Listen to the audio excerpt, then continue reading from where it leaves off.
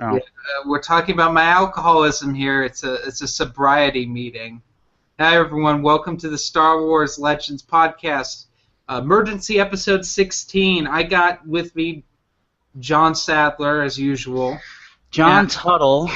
John Sadler, and we got Amelia here, who's new to the show. But we won't get into Amelia's backstory just yet on how she got into the EU. We need to knock everyone off the bridge here. I come home and Dylan's like, we need to make an emergency podcast right now. And I'm like, okay, I haven't had my daily 12 beers yet, so we need to talk some celebration news here, and that's basically what this episode is about. In fact, it's titled that. But Timothy Zahn. The secret title is Alcoholics Anonymous. It's not really anonymous if I'm just saying I have an alcohol problem, which I don't. Hi, I'm Jeremy, and I'm an alcoholic. I'm not an alcoholic, though. I just drink a little bit. Yes, but it's fun to tease you about that. I mean, I only have to function with at least 5 beers in my system. You know. I should have known this would happen. Amelia would just derail us the whole time. Of course. Anyways. Let's begin this. So Timothy Zahn's writing a new canon book about Thrawn. Thrawn's now in Rebels. It's like everyone's just crapping their pants over this.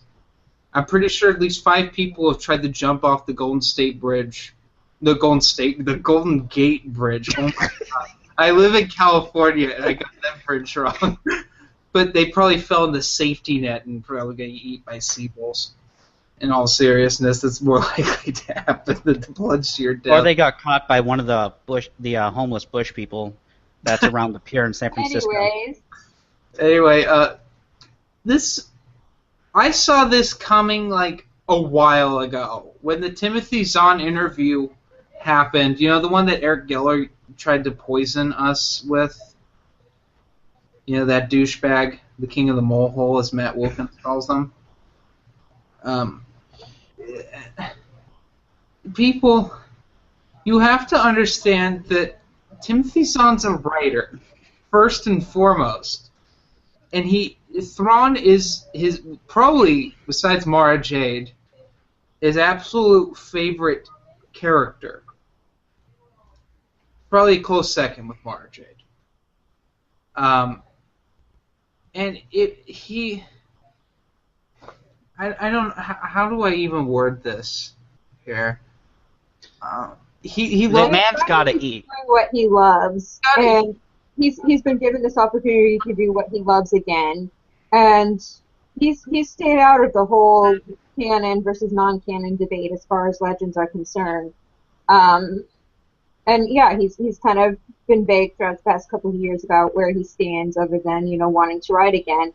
And Disney's given him back this opportunity, so he's taken it. And that's not to be unexpected, really. That opportunity arose, and he took it because, one, he needs to eat and pay for his house and stuff. So doing his job, yeah. And 2, it's bringing back what he loves again, and that's writing the Star Wars universe, writing one of his most beloved characters. Writing a very fan-loved character. So he's been given this opportunity, so should we be surprised that he took it? No. And you don't have... Dylan brought up this point earlier before my computer crashed. Right, Comcast decided to be a great sponsor before the podcast even started today. So Comcast shows... Oh my goodness, my 13-year-old sister is playing Welcome to the Black Parade on the piano downstairs. I can't hear it. She should bring the piano upstairs so we can have music. I am lazy and will not put music. She's like 13 years old, and every time any of my friends come over, she's like, "Have you heard of this band called My Chemical Romance?" Oh no. I may have vomited in my own stomach there, but people. Dylan said this best, that they're in a stage right now where they're trying to barter with us. They know we want the old canon back. We want it to continue. And they're thinking, well, Here's Thrawn. why don't we try to take characters from the old canon and we'll put them in Rebels. We'll put them here. We'll put them there. Now, I had this horrible feeling that Thrawn was going to show up in the Aftermath trilogy, and he's... Oh, don't say things like that, Jeremy. Because... let me see this. I'm going to spoil the end of Aftermath. Don't read it. That's my half-an-hour review in 1 sentence. Don't read it. But there's a character who shows up who's very sophisticated and seems really intelligent, and he's in shadow, and he's pulling the strings. I'm like, is this Thrawn? Is this Chuck Wendig's take on Thrawn? And then I realized today that Chuck Wendig probably doesn't even know how to read, so that was obviously not it. And reading spoilers, I am listening to Aftermath Life Dead on audiobook, and it's heinous. More on that near the end of the show when we get into what we're reading. But it's not Thrawn. And I'm kind of thankful. Actually, I'm very thankful that Thrawn has escaped trash like Wendig. But we're going to probably see several fan-favorite characters thrown in the new canon. I mean, I'm shocked it hasn't happened sooner. I mean, well, I'm not, because I honestly... Doing that. Well, Sorry, go ahead, John. They brought Ahsoka back, but no. Well, she was already technically in the new canon because Clone Wars is considered new canon. I didn't think they would do this quite as soon because, again, their original was we're going to throw it out for creative freedom, and they didn't do this for a while because I thought they were going to completely leave Legends behind. But I think it's now coming out that they know it's popular, so they're trying to work it back in. And it's not just with Thrawn, because more new canon news, which we're talking about so much about new canon with this Legends podcast, but it is on topic. James Lucino has been announced to write the Rogue One prequel, Catalyst, which is, again, they're trying to get the old authors, the old EU characters into the new canon to try to placate us. James Lucino's last Star Wars book, Tarkin, had a lot of references to the EU. Mainly, it was references to his previous books, Cloak of Deception, which had Tarkin's backstories in that. But also there's references to Darth Plagueis and maybe Labyrinth of Evil, but I'm not sure. But that's just the way James Lucino writes. He has the ability to just put all these things in his story, and it's beautiful, no matter what. I mean, Dylan knows this, reading the Edge of Victory duology. Was that? No. What did he write? He wrote several... Agents of Chaos. He wrote Agents of Chaos and then the Unifying Force in the New Jedi Order, which Agents of Chaos, by the way, if you've read it, there's a scene in it, in kind of the middle of it, of the first book, where there's a meeting happening, and in the meeting there's like 6 different characters from 5 different Bantam novels who are all working, together. But yeah, and I have a feeling that James Lucino is going to bring more EU into this Rogue One prequel novel. Mainly probably his stuff. We'll probably get some more Tarkin stuff in this. Mm-hmm. And I mean, they've been saying from the beginning, ever since we got that announcement 2 years ago, that the old EU would be called Legends. They've been saying from the beginning, we're going to incorporate stuff from Legends into the new canon, hence the term Legends, because that's kind of what Legends means. This may be true or not true. So they've been saying that from the beginning. It's just not happened until now. So I mean, this doesn't really come as a surprise, but that doesn't change what our goal is. Mm-hmm. We want so they're doing what they've said they've been doing from the beginning, that they've said would eventually do from the beginning, and does that change our goal of trying to get the expanded universe continued? It doesn't, because, I mean, whatever your opinion is on them bringing old EU stuff into the new canon, there's still a bunch of stories that have been left hanging. There's the whole Dawn of the Jedi stuff. There's Sword of the Jedi, the gaps between the legacy era between the novels and the comics. There's a bunch of stories that have been left hanging, and no matter what they incorporate into the new canon, there's Steve Lee's old characters that have been left behind that we still would like to see, even if that's an alternate universe. And the goal of getting that continued has not changed. Right. We know it's been happening. We know it's going to happen. This is technically a step in the right direction for them, even though not the step that we want. But it's not the step that we want. We need to keep on pushing. We need to keep telling them exactly what it is we want. We need to keep up the pressure, and they will cave. Yeah. But I think this is kind of a good sign, because they've realized that, okay, there are some characters that the old EU fans really love, and they want to see them again. So they're starting to listen to us, maybe not as fully as we'd like, but this is a sign that they have received our feedback and that they're responding to it. So what do we do from here? We make it more clear that what they're doing that's great, and we're glad they're listening to us. And even if you're not pro Disney canon or whatever, you can still be like, okay, they're responding to our feedback. Great. We still want these stories continued. So you guys can do what you're doing and also have this be like a completely separate timeline without interfering with the new stories you guys are releasing.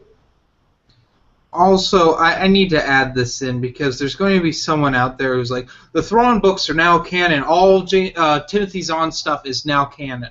No, that's not the case, because, the Thrawn trilogy contradicts the Aftermath trilogy, because Chuck Wendig, as well as The Force Awakens. As well as The Force Awakens, with the birth of the twins in Last Command. That's kind of a big flop. Unless they retcon it, that's like, yeah, but only Jason survived somehow. Like, Jaina somehow died, and they just decided to rename him Ben for some reason. His name's Ben, but isn't this rumor that the third Aftermath movie book? Oh God, can you imagine if that was? Oh gosh, do not give me nightmares. At the end of in Aftermath Empire's End, Ben's supposed to be born. Something like that. I know it's going to have the Battle of Jakku in it. That's just from what I've heard. May I just interject? This is being hyped up in their canon, just absolutely ridiculous. In Chuck Wendig's books, Jakku keeps on being referenced with characters that we'll never see again. New Republic Bloodline by Claudia Gray had said that there was a big battle on Jakku, like, it caused shell shock and all sorts of PTSD for the rebel soldiers, and it's like, God, it's probably going to suck. They're hyping it up way too much. I don't think it can be good. And if Chuck Wendig's writing it, Well, I mean, they gave Chuck Wendig the Force Awakens comic adaptations, so for some reason, they like him. I don't know why, but maybe any press is good press, I guess. But and then you've read this. Another point on this Thrawn stuff is you've read a lot of the new canon, Jeremy. I have, unfortunately. I think if you're excited for this, you should, and you've been following the new canon again. You should take a look back at what they've been doing with the new canon. I haven't read any of it personally, but I know Jeremy, who's read it, Matt Wilson, who has read it, and I actually watch all his reviews on the new canon. The one thing that, and then we've talked about this off the stream, but one thing is that they're afraid to do anything big, and they're afraid to tell you when stuff happens, why stuff. They're afraid to explain things, and the reason why is because they have two bookends on either side of the timeline when they write that they can't talk about because they're keeping it up for the movies. Whereas in the original expanded universe, when it started in the Bantam run, sure, they couldn't go back and explore pre-A New Hope stuff, but they at least had a blank slate. After Return of the Jedi. Right, they had a completely clean slate in a free realm after Return of the Jedi that they use and expand. In the new canon, they don't have that. They have bookends on either side. They have oversight of what can be done. So There's certain things you can't write about. You can't write about Luke after Return of the Jedi. I think there's one story about him that's immediately right after, and he's in one issue of the Shattered Empire miniseries. You can't write about Ben yet, Ben Solo. I can't just say Ben anymore, because there's 3 Bens now in Star Wars. and 2 of them are canon. Well, one's double canon. Well, yeah. It's canon in both. But like, there's certain things like this whole journey to the Force Awakens was an absolute sham. It didn't really go anywhere to the Force Awakens. Nothing was established at all. More was established with Claudia Gray's novel Bloodline than anything that those Journey to the Force Awakens books did. So the Journey to the Force Awakens weren't really a Journey to the Force Awakens. It's just, oh, people want little tidbits of Star Wars before this movie comes out. So here's a bunch of stuff you don't care about.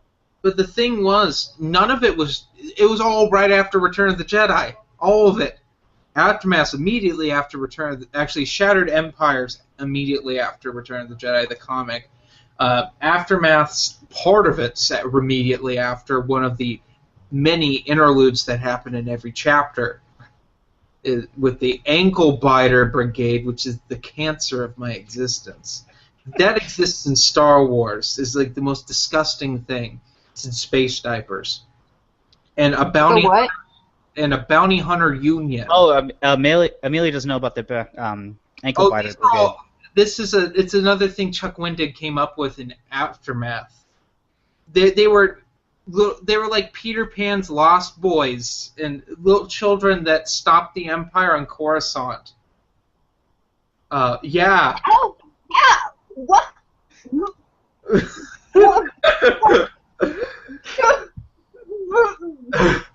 What the? I guess he's just trying to rip off Ewoks. I don't know. What's... It was like Beyond Thunderdome status bad. I can't even. Hashtag white girl problems. I can't even. What? Hashtag every Star Wars fan's problems. Jeez. Well, before we get really far into this whole celebration stuff, Amelia, how'd you get into the EU? Okay, so... we will forget if we continue. So, I actually did not like Star Wars when I was a little kid. I don't know why. It just didn't interest me. Until I was 15, I was almost 15. My friend Steve got me into it. And he was huge into the books. He just told me, like, I was talking to him, and he's like, "Oh, I'm writing this summary for a friend about like this series about Han and Leia's kids after like one of their children has died." And I was like, and I had no idea what he was talking about. I was just like, Star Wars. I recognized the name Leia, and I was like about it. But I had already been considering watching Star Wars at that time. So I just watched through all 6 movies. And I loved it. I watched through them a couple times more to, process all that information because I was like, wow. And afterwards, I was just like, I want more. So about 3 weeks after I watched the movie, I went to my library and just grabbed every Star Wars book I could find. And that's kind of how I got into the EU. It was just anything Star Wars I got into. And I kind of tried to figure out the timeline. Tried to read books in order at first. And at first I was like, oh, I don't know if I can read these entire series. Like New Jedi Order, I was like, oh, this is interesting. I'll just try and read like the key points of the story because there's like a bunch of books. Over the course of about 2 years, I ended up reading all of them. Read a little bit from every era. I've probably read a good 200 Star Wars books now. But yes, this kind of is a summary of my life. Super ADHD. I find stuff, go through it, find other stuff, and then go all over the place. I've jumped all over the timeline in no particular order. I've tried to read series in order, but I've just jumped all across the timeline and have read at least a little bit of everything, if not a huge chunk of. I've read a huge chunk of most of the eras, other than the prequel era. I've probably read a smaller chunk of that, but everything else I've read a humongous chunk of. Um, so yeah, I just got into it immediately because it's like I loved Star Wars and I wanted more, so I got into it. Yeah, I just dove head first. There you go. All right. Now that we've another origin story of I watched the movies and then I found a book and then I just went down the rabbit hole. Pretty much. It works. All right, let's get into some celebration talk. We already talked about Zahn, talked a little bit about James Luceno. Well, we didn't really talk about this. So this would be Rogue One Catalyst, which is a prequel to Rogue One. And it didn't have an author announced until yesterday. Until today, actually. Today? Was it today? Yeah. It's James Luceno.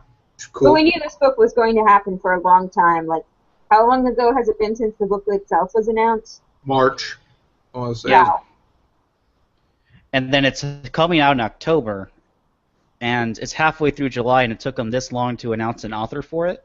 I think they probably had a different author, and they thought it was shit. I think they had a Heir to the Jedi moment, and they're or an aftermath moment. Well, no, they like Chuck Wendig. I don't think for some reason. I don't think what's his face for Heir to the Jedi. Because the people from the Mary Sue are like, well, he includes gay characters, so not liking his. So did Karen Travis. So did technically Jude Watson. Yeah. Yeah, but they weren't pandering to SJWs. Oh yeah, and Chuck Wendig's the king of the SJWs and the Star Wars new canon movement. Let me tell you. Like Karen Travis and Jude Watson and like the people who made Codar, they weren't doing it to like be like, hey guys, give us brownie points. We included a gay character. Look, there's a gay character. It's just like you read it, it's like, hang on, is this guy gay? Yes, author. Hey, is this guy gay? Oh yeah, they were. Oh yeah, they were gay. Why don't you say that? Because it's not important to the story.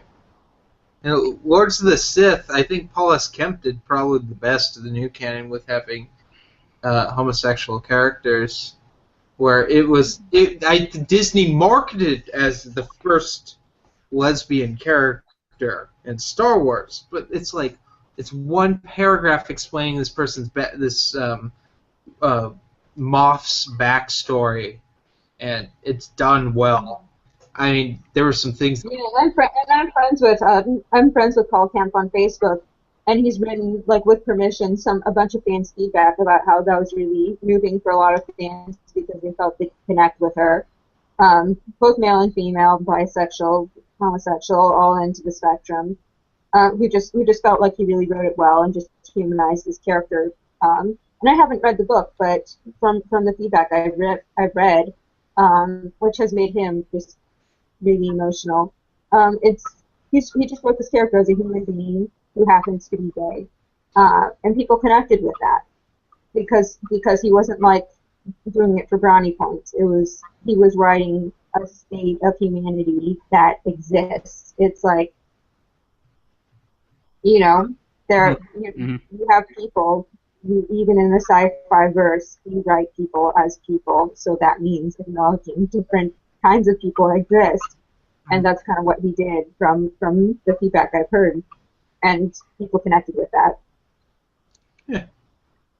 And it wasn't, we didn't have a Crystal Star problem going on. Oh, I'm sorry, Geeks Addict, you probably threw up blood there. Right. Waru for president, you know. Waru 2016. Yeah. He's going to build a wall around Disney. And make Bob Iger pay for it. He's good at making deals.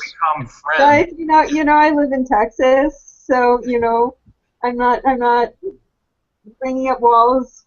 Bringing up walls triggers me, guys. You're triggering me. Well, you guys can just I leave. heard. After Brexit happened, there was like a hashtag Texit thing. And I mean, there's a lot of Texans here. Like, guys, let's leave. Bye, Felicia. bad news for Waru's campaign. He dropped several points because he was acquitted of those charges. Right. Yeah. Well, no, the charges weren't for him. They were for Matt Wilkins, Oh, that's his right. campaign manager. Amelia, if you didn't hear, Matt Wilkins got into some heat for deleting a bunch of emails from Eric Geller. So, No way. Shame on that.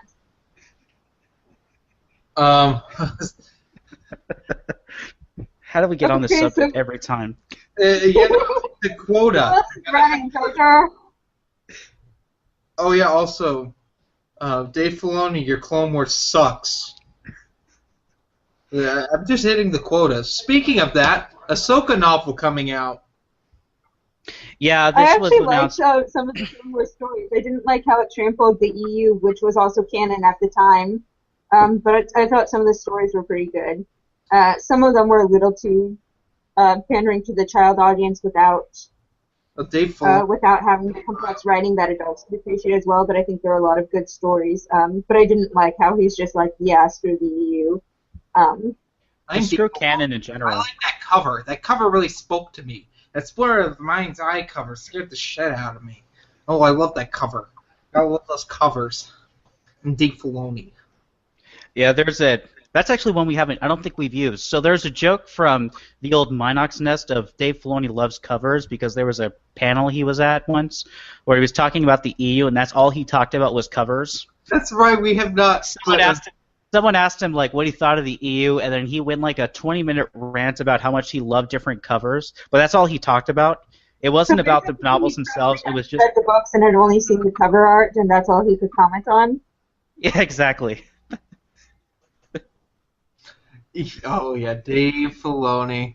He likes pictures, especially when they move. Right. Oh man, I miss Minox. Where were we? Thank you for your celebration news. Well, we're just beginning. They displayed the. It looked like someone posted a picture, and it looked like they displayed the new Revan figure. I think. Does anyone know anything about this? I've been looking it up because I saw someone posting about that. So I've been trying to look it up to see if it's coming out. The last celebration update we had was that there was no info about the new Revan figure. Didn't we but get it's it coming released after like November or something like that? Like after the Rogue One Black Series was being released or something like that? Something around that. That's what I think I heard. I don't know. I can't remember where I heard this, so sorry. I heard it on the internet, which is totally a reliable source of information, guys. It totally is. You should believe everything you read on the internet. You shouldn't take. You shouldn't. It's on the internet, Mom. See? I said the internet told me Santa Claus is real. And I also read on the internet that black people love fried chicken, and that's like the only thing they eat.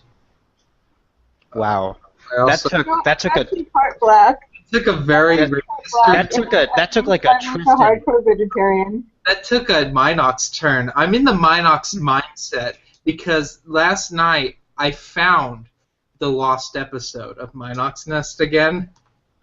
Oh, that's right. The one where we had the interview with Mickey Mouse. Oh yeah. Wait, what's Minox Nest? I'm not familiar with this. Minox Nest is a podcast that was run by Tristan. it was run by Tristan, Tim, and Daniel, and then Matt was on it a few times, and then they didn't like, and then Tristan had a problem with Tim and then Daniel, so we started guest hosting on it for a while, and then he got back with Tim and Daniel. Host because I was the only one who edited the podcast. And then Tristan joined the joined all the seamen in the Navy, so so Minox Nest is now defunct. It's now on permanent hiatus. But it was the most racist, politically incorrect, horrifying show.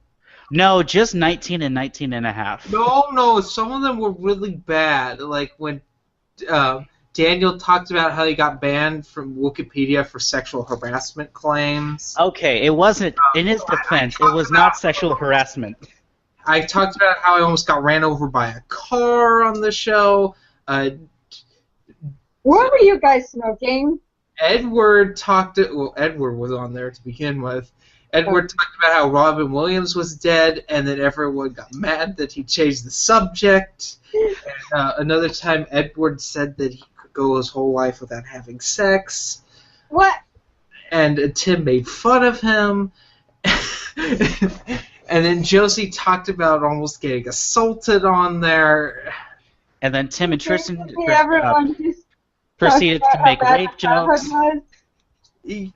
And Drunk therapy session.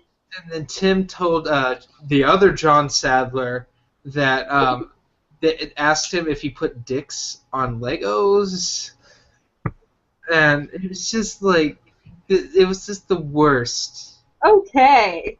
It was a Star Wars podcast. Right. It was Star Wars Expanded Universe podcast. It's the reason this podcast exists. At the time, and now we're the only one. There can be only one. Right. Yeah. Anyways, Anyway, we celebration. came about Star Wars and the celebration, and we lost our train of thought because Of train wrecks, let's get into the Rogue One debacle. So Rogue One, they announced that they're going to be like, hey, we're going to live stream the new Rogue One trailer. You know what they did? They didn't do that. I didn't hear anything about that. What? They announced that? Yeah, there was a huge talk of it, and then people were like, we're going to live stream the Rogue One trailer. Nothing happened. Rogue One trailer was supposed to be released on, yesterday, last night. It didn't happen. I was fucking irate. Because I got asked specifically to talk about the Rogue One trailer in this episode, and I couldn't do it. Well, we're talking about it now. It didn't happen. Well, I mean, Kind of like the whole new canon right now, just Expanded Universe fans. It just didn't happen. or Wild Space. I mean, they're probably going to release it eventually, but yeah, that's like, hey guys, we're going to do this awesome thing, and you're going to love it. We're going to do this. Yeah, who do you think they are, bro? Love it. Who do they think they are? Hasbro with this Revan figure? Yeah, seriously. Oh, guess what's canon now? Wild Space is canon in the new canon. Wait, Wild Space exists in the new canon. It's a thing. Now I'm wondering if they're going to throw other space in there. Does that exist? Well, it's for the first time ever. Guys, Unknown Regions is now canon. Unknown Regions, yeah. Well, Oh, did you see that one, by the way, from IGN? Someone had a screenshot of it that said Thrawn once again is official canon, but the key word once again, as in he was at one point canon. Oh yeah. That's IGN, by the way. The dumbest of internet news sites. I mean, oh my. No, I think BuzzFeed very much rivals that. Yeah, BuzzFeed's pretty bad too. Basically, anyone who uses I clickbait. read their stuff for just geeky lists about the best of or stuff about cookies and shit. But then they get political, or they're like, well, this is why these people suck without. And then they frame issues to suit their agenda. It's something happens, and they'll take the tweets of crazy nobodies and be like, look how much this side of the issue we disagree with sucks. It's what? But can they write a sentence properly? Can BuzzFeed write a sentence properly? Because a lot of times they could, but they would make it a list. IGN cannot. It is awful. It is so hard to read their stuff sometimes. Gosh, I was reading a really bad article, speaking of bad Star Wars anti-EU articles, on how the Vong ruined the EU, and the person spelled the wrong. I'm serious. Throughout the entire article? That was when I closed the article and I said, no. This is immediately discredited because you did not spell the correct. Maybe if they actually took the time to read, not just the word the. It's not even like a your or a 222 or a there where it's just like there's three different spellings and you can use the wrong one. That's just like the. So, I don't know. it was bad. Oh my god. Anyway, So for going all over the place with that. For the 50th time, back to Celebration news. Let's see. So Battlefront there's DLC. nothing to report. Battlefront DLC got announced. Death Star DLC. We're gonna have space battles and in a Battlefront game. Holy shit! That has Didn't we never call been... that it would come out in DLC? Oh yeah, everyone called that. In that $50 DLC, that Season Pass, you get to blow up the Death Star, I guess, or something. The two heroes are Chewbacca and Bosk for the next DLC, and this is coming on the fall, I do believe. That actually makes sense. They came up with another single-player game mode. Is it called Galactic Conquest? Oh wait, they're trying to be original. That's right. Oh god, that would be too difficult for them to do. They couldn't do that. They have to make really simplistic games that are boring. Mm-hmm. Like go to this. Like Wacko Wampa. That's too simple. That's too difficult for them. Come on, come on, dude. Come on, you can't do that. Didn't you know that Star Wars Battlefront was supposed to be Battlefield Hardline 2? And that's why it's so shit. Get it. Someone's like agreeing with me, like, oh yeah, Battlefield Hardline. What a trash game. But any Star Wars fans just clicked off. They're like, fuck you. You know. Yeah, that's pretty much my life here. You know. So basically, Rogue One didn't happen. Thrawn is happening. Our mission has not changed. Well, there's two more that are coming out. This is from someone who is at within the movement who is at Celebration. They were talking with people at EA, and Star Wars: The Old Republic is going to stay around for a long time because EA currently has a very firm hold on the gaming rights with Star Wars, and they currently have Drew Karpyshyn writing like a shit ton of money. Right, and they currently have Drew Karpyshyn working on expansion stuff. So the EU is still alive and well, at least in Old Republic for video game players. And then the other one, which we're still on free to play for 3 years. What? I have been free to play on that game for 3 years. Really? Mm-hmm. Well, I haven't played it at all, so. I tried to play it and then it wouldn't work. Hang on. Just check right now. What's going on? I don't know. She just turned off her camera and muted herself. Anyway. We need to talk about Vote Jaina. Wait, there's one more. Should we talk about the Legends books? Yeah, we might as well. Sorry to end on a bad note. No, we're gonna end with Vote Jaina. So I have to go do this. Tells me like the patriarchy or whatever. Oh, can I read that note you just sent us? What? Can I read the note you just sent us? Yes. Being summoned to do dishes. #sexism. Actually, it's not that sexist because it was my mom who told me to do dishes. I was just being funny because. So child labor. Mm-hmm. I'm almost 21. Stop contradicting me, will you, Dylan? Come on. I'm going to go do dishes before my mom gets mad. PRP.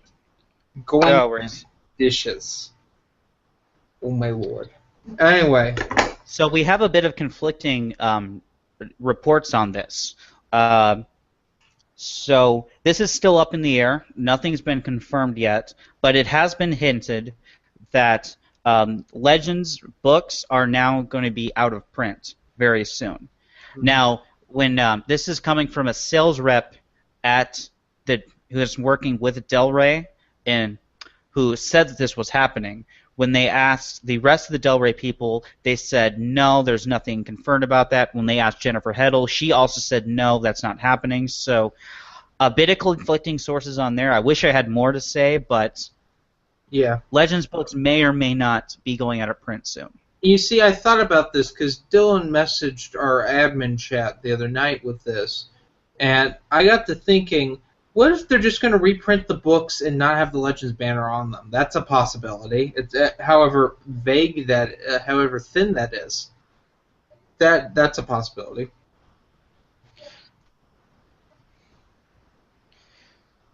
But it's actually a good counter-argument now for those people who say they're not taking your books away from us.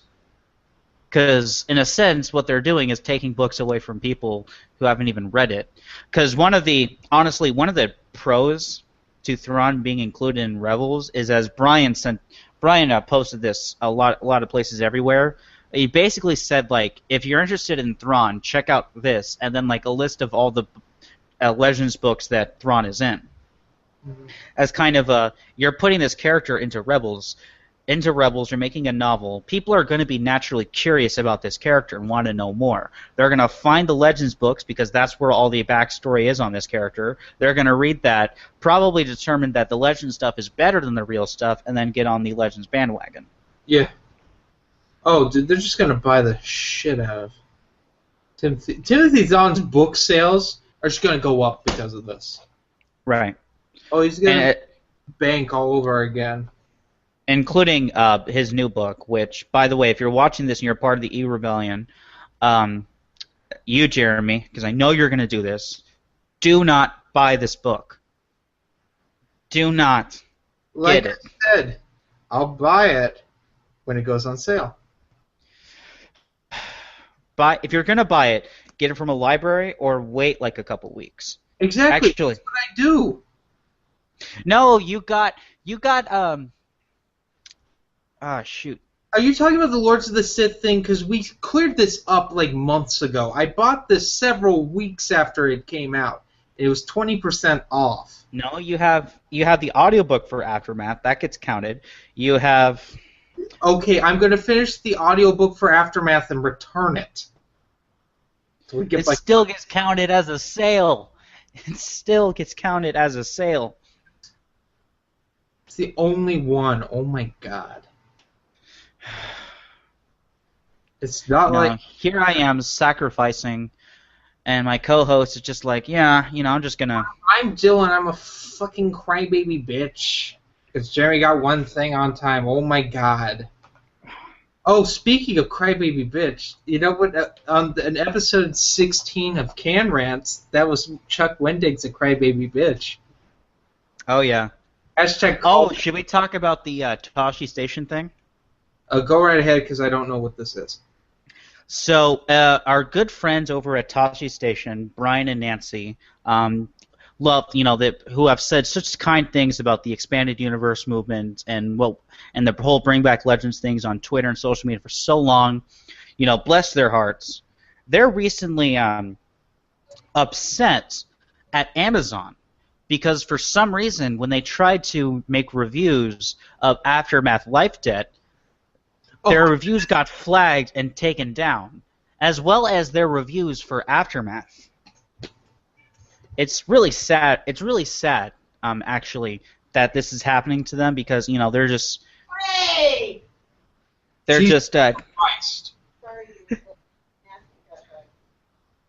Okay, cats are fighting. I'm so sorry. Okay. Continue. Because they're just such great people. They've been so supportive. So, really a shame that this is happening to them. Yeah. God, what if they're at Gen Con when we're at Gen Con? Oh, man, we're going to have so much fun. What's going to happen is we're going to say, like, hi. Matt Wilkins and Goku like, hi, I'm Matt Wilkins, and he's going to, like, attempt to hit the block button on Twitter, but, like, it's not going to work because Matt doesn't have any social media, and he's just like, you can't ignore me. I am everything. God, that sounded really gay. I'm sorry, I didn't. Hey, Not- we're trying to be PC here. You know, we've got the SJWs on us now. Oh, God forbid. The honky devil's speaking right now. Oh, boy. Honky devil. That's just what I am. Any other Aftermath news here? Is there anything else we need to talk about? I can't find it anymore. Man, so great these impromptu ones because Oh, it's well, such a step down for how much work we put into it. Also, a few old Star Wars games came out on Steam. Oh yeah, as part of the Steam sale. Yeah, Rebel Assault 1 and 2 are out, along with Rogue Squadron. Some really good games there. I'm waiting for them to put Shadows of the Empire on there. It won't happen because it would just make too much sense. Like Marvel reprinting Tales of the Jedi, it would just make too much money. They literally would not know what to do with all that money if that happens. They're probably going to, because there's this. A lot of times they go on this one website, like the X-Wing flight simulator games, the TIE Fighter games, TIE Fighter games, and they come out on Steam later. So probably by December, Shadows of the Empire will be out on Steam, and I'll buy it. Because I gotta have all the EU games.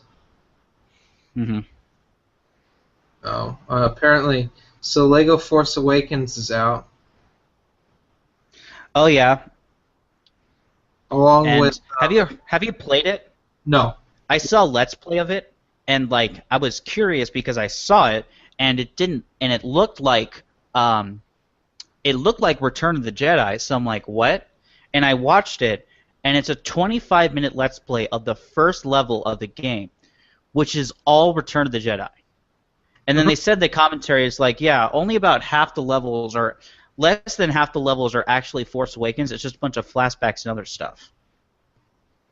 Yeah. Why they did Lego's done this before. Do you remember Lego Indiana Jones 2? No, because I stopped playing Lego games after the Star Wars: The Complete Saga. Lego Indiana Jones is the next one. I played that. I liked it. Lego Indiana Jones 2 was Lego Indiana Jones, but with Kingdom of the Crystal Skull as well. It's the exact same game, just with the fourth Indiana Jones movie thrown in. So 6 more levels. It was bullcrap. And I checked out Lego games for a while there, and I came back when Lego Lord of the Rings came out because it was very different. Played Lego Hobbit, but the thing is with Lego Hobbit, it had DLC. And that to me is bullshit. Lego games are for children. Children don't have money. That's just it's complete and utter crap. It's like Lego Dimensions, which is the absolute worst. Lego Dimensions should be like banned for being such a obvious cash grab. I think we talked about this before, and how we hate DLC. But I hate Lego Dimensions. It's the absolute worst with that. It's so expensive. It's like in Amiibos and Skylanders, they're all cancer to the video game industry. Absolute teetotal garbage cancer. Right. I completely agree. I hate them. Hate it. He actually gets triggered by it. Oh, I really do. It really pisses me off. I hate DLC. Like whenever he hears the words DLC, he needs to go into his safe space of his bathroom to make a rant about it. It triggers him so hard. Oh, it triggers him. It triggers him harder than the word Waro triggers Matt Wilson. It fucking pisses me off. Oh my god, I hate DLC, and it really. I didn't like DLC as a concept to begin with, but when Arkham Knight happened, it just made it worse. Like, if you were going to ask Jeremy what's his favorite DLC, that would be like asking Matt Wilson, is Aftermath or Crystal Star better? I mean, I could honestly say it's like Mysteries of the Sith or something. That was specifically an expansion pack. The game was done. Actually, you know what? Doom 3 Resurrection of Evil. Because Doom 3 is a complete game. Resurrection of Evil is just, hey, here's some more stuff. But no one completes a video game anymore. Arkham Knight was a broken piece of crap. Battlefront was a broken piece of crap. Hey guys, I'm back. Oh, don't. We're talking about DLC now. Can you not make a video game on time anymore? Apparently you can't. You really can't. So you gotta, like Street Fighter V, for instance. You can't play as Guile in it unless you buy Guile. Not you unlock him. You know, screw actually having talent in beating a game and unlocking characters. No, you just pay for them. Mortal Kombat 10, same thing. Batman Arkham Knight. Oh, you didn't want to just play as Batman? You want to play as like Batgirl or Robin? Buy the DLC and you can do that.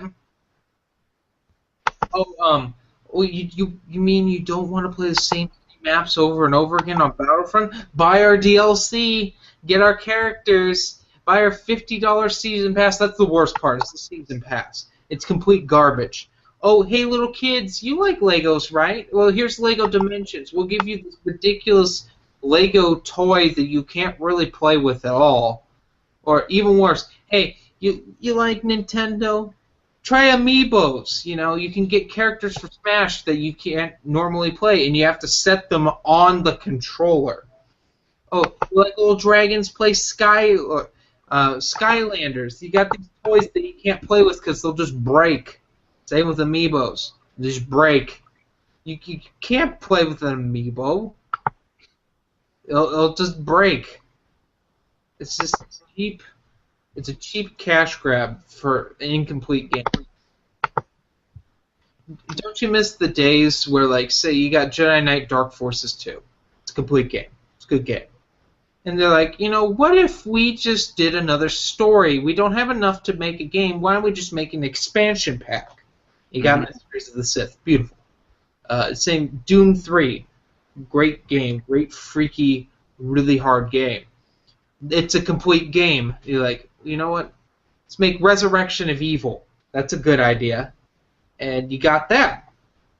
It's a good expansion pack. It's almost a whole game. You know? But no, you can't do that. That's stupid. How dare you? How dare you think in a smart way? Or let's say Age of Empires, where it's like, okay, it's been a year. Let's add 5 new civilizations, 6 new single-player maps, and a single-player campaigns, and a whole bunch of maps. And then 13 years later, hey, let's add 5 more civilizations, more maps, and more units and technologies. And then 2 years after that, hey, let's add even more. You know, it's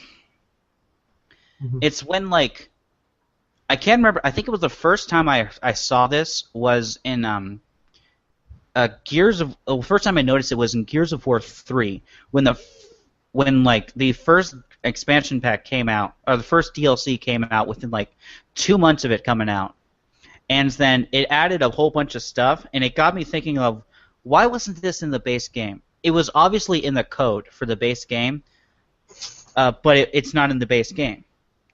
Why? You know, and there's going to be a couple people who watch this video who know me personally as a PC gamer. They're like, Jeremy, you are a huge Killing Floor fan and you have all the DLC. Why is that? Why do you have Killing Floor DLC and you hate DLC? Well, Killing Floor's DLC, they released a complete game. Killing Floor, there's nothing to Killing Floor. It's a 6-player. What if Left 4 Dead was better, and you had 6 players on a team instead of 4, and you just did online matches killing zombies? That's the game. Now, what they did was they added extra guns that aren't necessary. You don't need them to finish the game. But hey, it's fun to have these. Same with character skin packs. But they do all sorts of free updates where you get new maps. Free. And free DLC I don't have a problem with. Like, for instance, Battlefront's Jakku map pack, which had 2 maps, and that's pretty much it. And 1 game mode turning point. It was free. It was a little update. That wasn't a big deal. It wasn't awful. No, it's when you have things like the Outer Rim DLC you have to pay for, and you get a bunch of guns and stuff and characters you should have had in the game originally. Same with the Bespin DLC pack. Same with all the Arkham Knight stuff. It should have been in the game, but it's not. But I'm getting all riled up right now. Let's get back on topic. Which topic? Well, we were talking about Force Awakens, Lego Force Awakens. And how literally less than half the game is actually the Force Awakens. The other half is mixed levels from other Star Wars movies, like flashbacks, pretty much. The entire first level is Revenge of the Sith. No, why? Return of the Jedi. Because why would they do that? Because there's not enough content. There's no you couldn't. Because people would play it and be like, wait, this is A New Hope all over again. There's maybe like 5 minutes of original content in The Force Awakens. No. The gender role switch, I wouldn't call that original content. I'd say it's kind of more of some of the conversations that were a little bit original. Hey, Tristan's online. Speaking of comment, we are not adding Tristan. I veto adding Tristan to this. Tristan will not appear on this podcast. Tristan was an old admin. Talking about how, like, The Force Awakens. Well, it's the thing with The Force Awakens. It's a remake of A New Hope. It really is. And, like, I get the, paying homage to the nostalgia. It just didn't stand on its own feet enough. J.J. Abrams just isn't that good of a director. He really isn't. He is a popular director who can market things really well. That's his talent. Right. And even though they recycled that plot, I watched the movie, and to me it just didn't feel like Star Wars, and I couldn't really quite put my thumb on it. I don't know. I guess it's how, like, some of the scenes are cut, like how the conversations are done, because like in like George Lucas's Star Wars movies, you have like people having you don't come in on the middle of a conversation unless that conversation isn't important to the story or the scene, or you don't like cut out. You don't have leave people hanging, like somebody says something and it's like, well, what's the other person going to respond? And then the scene cuts. Whereas they did that with The Force Awakens. So that's one thing that I felt how it wasn't Star Wars-y, because George Lucas has his own way of telling stories that's like very different from how a lot of other storytellers do. But other than that, there's just this vibe about it that's like you use the exact same story of A New Hope and managed to make it not feel like Star Wars, and I can't really place my thumb on what it was. I can play devil's advocate here because I didn't want the problem with the prequels is they're the same. It's the same director doing the same choices in all three. And I don't like that. The thing that works in the original trilogy is it has different directors. You got George Lucas in the original, which, in all honesty, looking at I watched the original trilogy not too long ago. The weakest one when it comes to acting is the original Star Wars. Specifically, Harrison Ford's acting is not that great. And people are going to crucify me for that. It's good, but I think it's compared to his other work, yeah. Yeah, and it was. But it still beats the Crystal Skull. Well, yeah, the part-time thing. But we're not going to talk about that. But we already did. You missed out while you were doing your sexism work.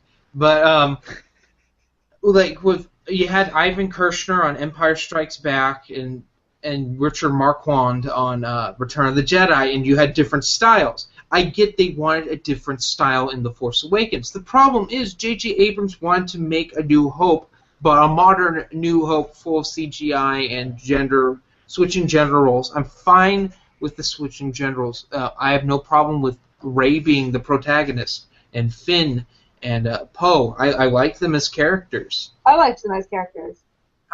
The problem is it's the same plot. It's another doomsday device that this time it blows up multiple planets. It's no for no the same exact plot, which people were so mad that the prequels had those poetry things, which granted I'm one of those people who doesn't like that. Have a movie be original. You don't need to have references to like, hey, I made this 20 years ago. You don't need that. I think the prequel trilogy did kind of overdo some of the nostalgia, but for the most part, it wasn't like, yeah, I'm gonna retell the exact same story all over again. I think there may be a few too many nods to the nostalgia, but it wasn't way overboard. Which that was the problem with The Force Awakens, was it was like, well, people liked the original Star Wars, so let's retell the original Star Wars. Yeah, like, for instance, when Anakin gets his hand cut off and attacks the clones. That was shameful. That's a shameful reference to Empire Strikes Back. Or the really weird Count Dooku Anakin fight at the beginning of Revenge of the Sith. I mean, I get that it had to be there, but why did it cinematically have to be the same as Return of the Jedi's climax? That's weird. Anakin blows up the main control ship, just like how Luke blew up the Death Star. Jake Lloyd's heinous acting, which there's actually a scene cut out of that movie that's on the Blu-ray deleted scenes where Anakin lands the ship and they're like, who is this crazy pilot? And he comes out and he's like, am I in trouble? And I think I lost 5 years of my life in a groan. It was so Is it like when in the Blu-ray when Vader yells no as he throws Palpatine down the... that was pretty bad. Talk about that. We could talk about the worst special edition stuff. Like when they snuck over Yoda. The special edition, the Blu-ray re-releases, the special edition, in my opinion, pales in comparison to what they did in the Blu-ray re-releases. No, because the Luke falling in Empire Strikes Back and they dub in that horrible Mark Hamill scream as he falls down the mine shaft. I think that was so bad they took it out in the DVD release. But what's always bothered me about the special editions is that there's several scenes in it, and the one that's when you first see the lightsaber, Luke Skywalker activate the lightsaber. If you go frame by frame, there's no lightsaber there one frame, and the next frame there's a fully extended lightsaber. Well, that's how they had to cut it at the time. Right. Whereas in the rest of the movies, they actually extend out from the blade. But you're doing the special edition to touch them up and to get everything right. Why is that scene still the same? Why didn't you add the new effects to the old lightsaber to make it fit with the rest of the thing? But why do you have to change everything else? You know what's really funny, Dylan? I know a guy who worked on the special editions. I might have to ask him why that was a thing. I think another shameful one on the Blu-ray release is dubbing over Boba Fett. Oh, with the new guy? With Jango, the guy who played Jango Fett. Yeah. That made no sense. The CG over Yoda in Episode 1, and he still moves like he's jerky like the Muppet still, but he's CGI, so he should be more fluid. That's bad. There's so many dumb things in the special editions. Oh, covering R2-D2 and more rocks to the point where he wouldn't be able to get in there initially with his trash can body. I haven't seen any of the special editions other than, like, I think I saw the special edition of A New Hope once, and The Empire Strikes Back once, Return of the Jedi. once or twice.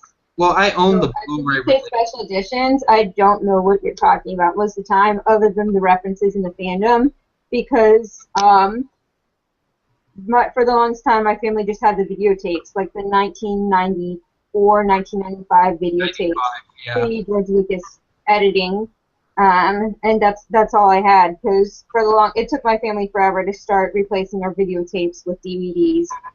We never got around to replacing the Star Wars movies with DVDs until I was like, okay, I'm gonna get new stuff at Half Price Books. The original versions on DVD. They're bonus features on each individual DVDs. Right, I have that copy of Return of the Jedi. I found it at Half Price Books several years ago. So I do have Return of the Jedi that has the original version, but pre-altered on DVD. I haven't been able to find the other two. Oh yeah, it does. It has the original songs. The original Yub Nub song? Which I don't mind the special edition one of those. Except yeah. The songs in Jabba's Palace, though, in the special edition are awful. Yeah. I mean, the original ones were bad. It's like, these sucked. Here's something that also sucks instead. Why don't you just cut it out? It's called, I don't know. You know what they called the track in the special edition? Because it's on the soundtrack? Jedi Rocks? Yes, Jedi Rocks. And it's and all those CGI characters they added in, they look so creepy. And the thing is, one of those characters is in the background as the Muppet originally was in Return of the Jedi, and they forgot her feather that she's wearing on her head, and it's just like, oh no. And this caused me to hate the Max Rebo band forever. You're going to talk to your friend. Of course, we have the Who Shot First thing. That's the number one infamous. That and the Jabba scene. Yeah. The Jabba scene. When it was originally just like the spaceport guy. What was his name? Well, it was Jabba. They had a stand-in for him. In the comic, because I'm reading the original Marvel comics, Jabba's bipedal humanoid thing. He's a man. Han Solo was like a lizard guy. Well, no, this isn't that. But no, this is the original Marvel comics from 1977, the movie adaptation. I'm not talking about the Star Wars. That's a piece of trash. It's one of the worst things. It's entertaining to look back, though. It's not even the first draft, which is a lie.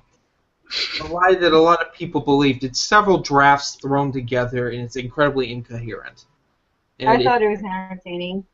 I found it really drawn out because I picked it up every month for 8 months. No, 9, because we had a 0 issue. Because they needed padding because they weren't done, and you could tell. Anyways, can you guys tell we are all ADHD here? Mm-hmm. I mean, could you imagine if we also had Alzheimer's? Oh man, how would we get anything done? We wouldn't get anything done. I mean, we're part of Star Wars reviewers. Nothing ever gets done in there. Can I be honest? I have to do it if anyone does it. Hey, I do it too, okay? I don't expect you to do it. You're busy. You know, I expect to do it. Django, you lazy bum. Do something with your group. You know he doesn't watch these videos. He's too busy making trailers. He's too busy masturbating to trailers and shoving Funkos up his ass. Whoa, that escalated quickly. Django, I love you and your Funko addiction. It's really a problem, Django. You need to see professional help. I mean, you made Dylan cringe with your review of the Clone Wars because his nostalgia was slapped in the face. The Clone Wars video game is amazing. Okay, I don't. Yes. The Jedi parts where you're on the ground are clunky and bad, but the rest of the video game is amazing.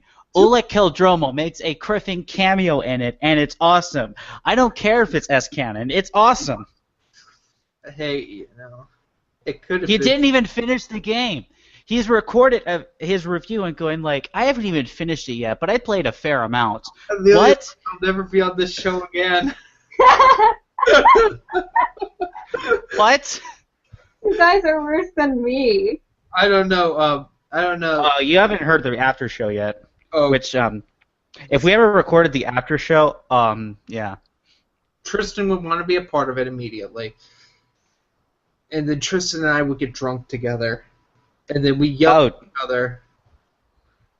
And then you would attempt to go upstairs and completely fail at it. Oh, God, are we talking about getting that drunk? Oh, that was... So, back to the topic at hand. Whatever we were talking about. Topic? Well, we have, actually, we have what we're reading, questions, and then Vote Jaina left. Okay, let's get into what we're reading.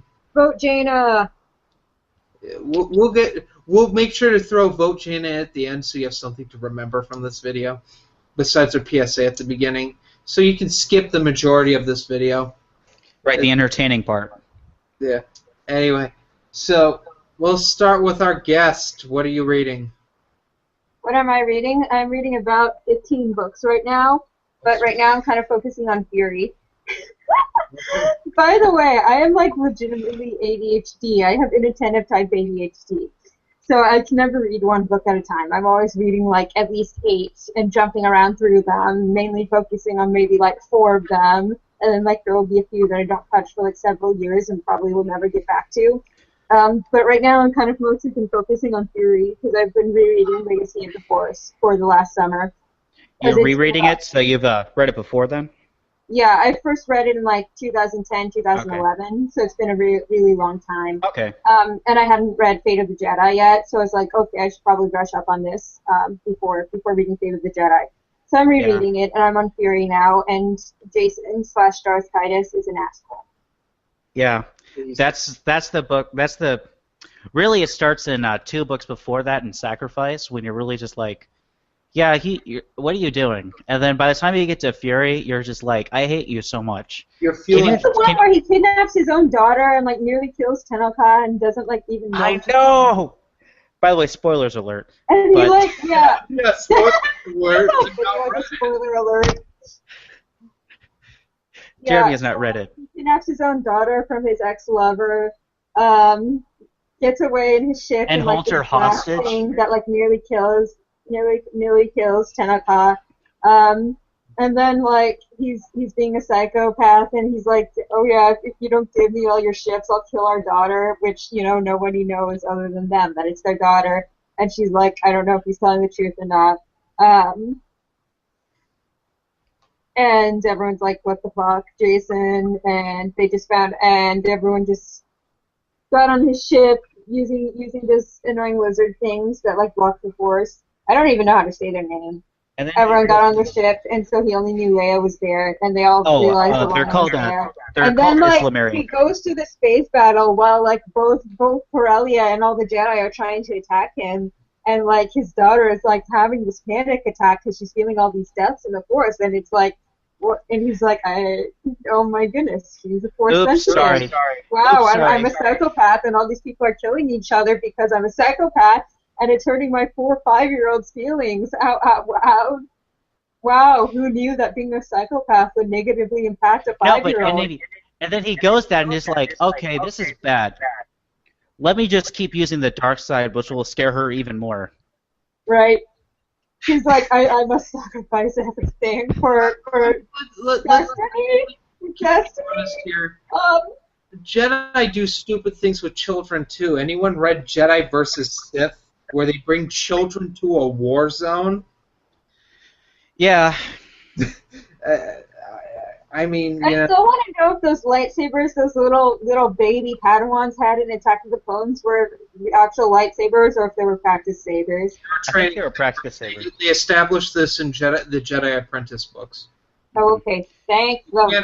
They can burn themselves, but they can't cut their hands off with them. Good. Which is also why in Revenge of the Sith, when Anakin, attacked the younglings, they were really defenseless because that's all they had. If they have your lightsabers, they'd be able to defend themselves anyways. Of course, in the novel, Mace Windu says that before they leave to confront, that the oldest younglings have been armed, presumably with old lightsabers. So, which is why George Lucas's son in Revenge Yeah, of the he was like Sith 10 is or able to 11. take down a couple of the clones before he Mhm. gets gunned down. which, if Yeah, you're a but fan like of the big lightsaber forms, Padawan. if you're a fan of the lightsaber forms, is probably the best live demonstration of Shicho in Star Oh my Wars goodness, medium. you know what I It was, love it is, was is really how it should have ended of Return of the Jedi, where like everyone's a Force ghost, and then Anakin's all like, "Yay, reunion!" And then all the little Padawans, the baby Padawans, show up, and they're like, "You killed us all when we were children."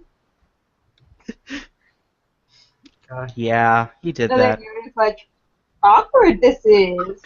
And then, again, back to Legacy of the Force, like, he's flow walking back in time to know what Anakin does, and he's like, oh my gosh, this is This is terrible. such a bad idea. I'm going to do Don't the let him same repeat my thing. grandfather's mistakes.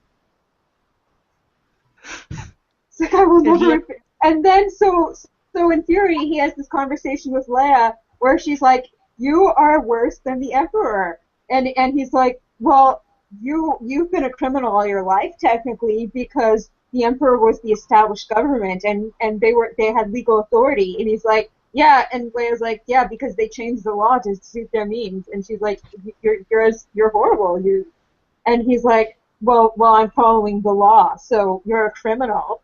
That's the cool thing. That's the thing I like about Darth Caedus, is he believes he's doing the right thing. And He is the true definition of lawful evil. yeah. Oh, I think he's a very interesting and complex character. He's also a dickhead. oh yeah, Yes. he's an asshole. I will not argue that. I mean, he poisoned Mara Jade so he could win. No, not only did he do that, but he made her think that she was attacking Ben, so she hesitated long enough to get the dart in there. That was sacrifice. Yeah. I was Sorry, you saying, lost me because you were talking about Fury. Anyways, yes. how is Luke doing right now? Luke is He's still in the recovery stage. He's a little bit better. But in this battle where like the Jedi were like attacking the Anakin Solo, Luke did feel like emotional because his wingmate wasn't Mara. mhm. And so he has this moment of like, he's like, he was doing fine, except that he was being reminded once every 3 seconds that it should have been Mara trailing behind him. But then again, I mean, Amelia, you're reading it fresh, and I read this series not too long ago, but this is when you start really seeing like the gloves have come off Luke. Like when he's like not taking anything anymore. Like in his final fight with Lumaya, and then with are you at the part when he has the conversation with Jason and like oh, No, the one at the beginning of the book, no, I'm somewhere in like, where am I? I'm trying to think what just happened. Oh, this is a spoiler podcast, people. Yeah, this whole thing is a spoiler alert. All right, because I won't for this. Stuff is going on. A bunch of stuff is going on. You've read this before, right? yeah. You've read this before. Like 6 years ago, yeah. Why is it Jaina against Jason besides we have to have brother-sister PvP?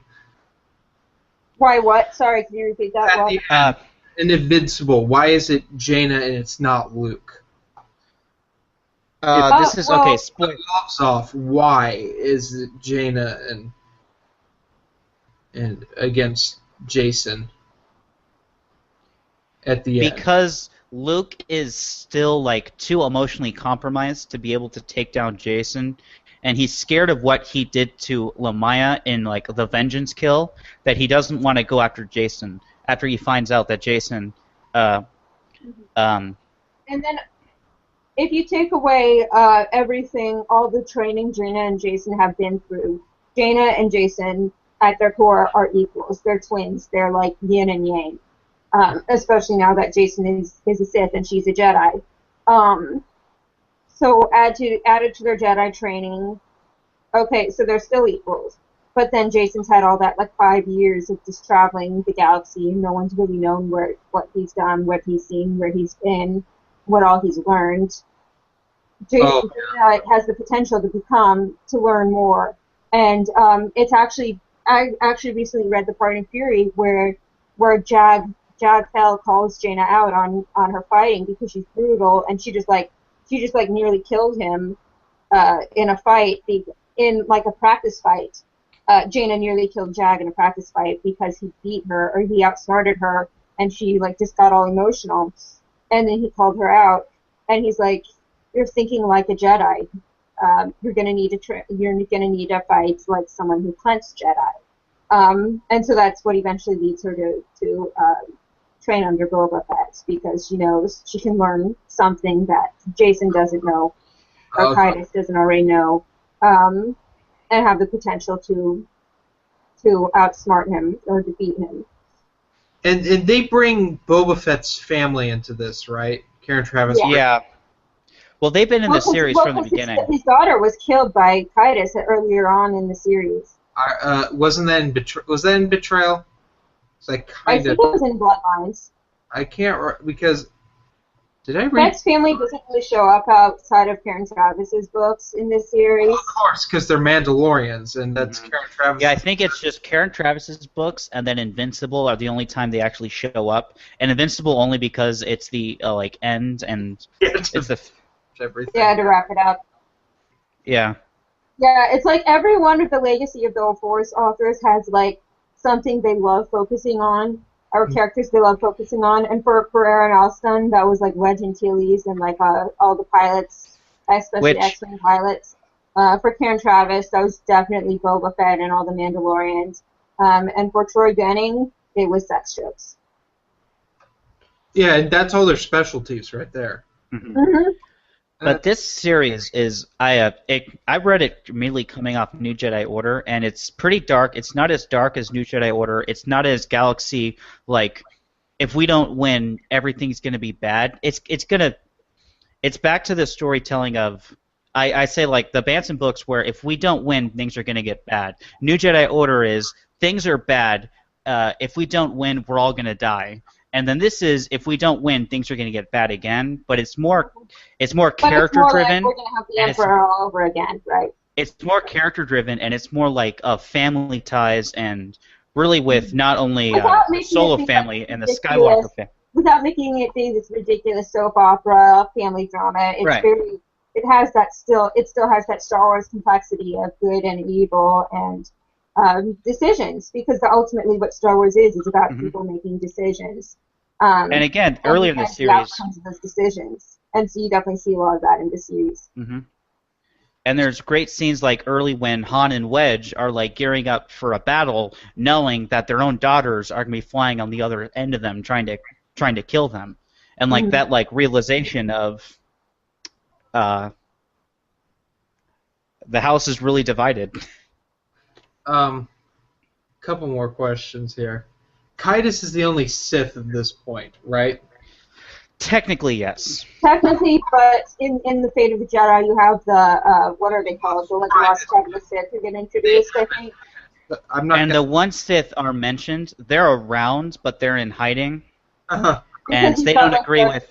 Who knows he's not powerful enough yet to overthrow everyone.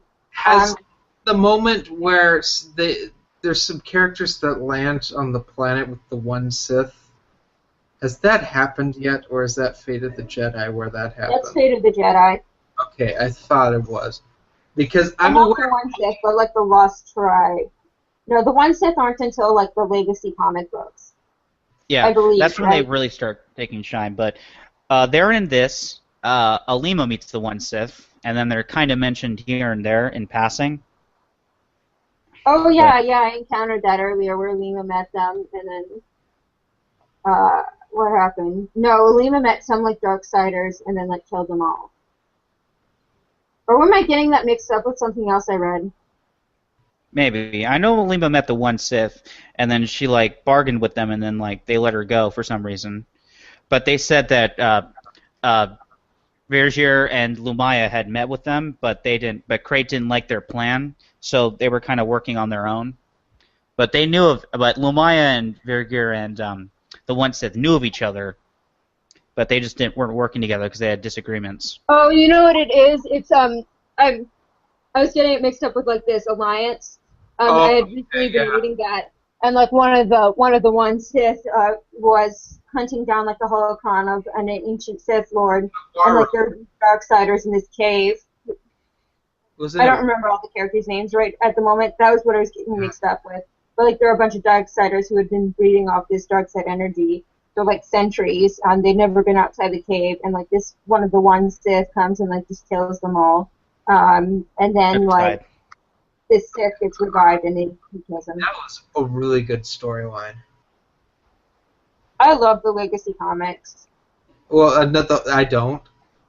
I like that story in there. Yeah. Mm. See, now we have two people on this show who like Legacy. You know, that's fine. It's not my. Civil War.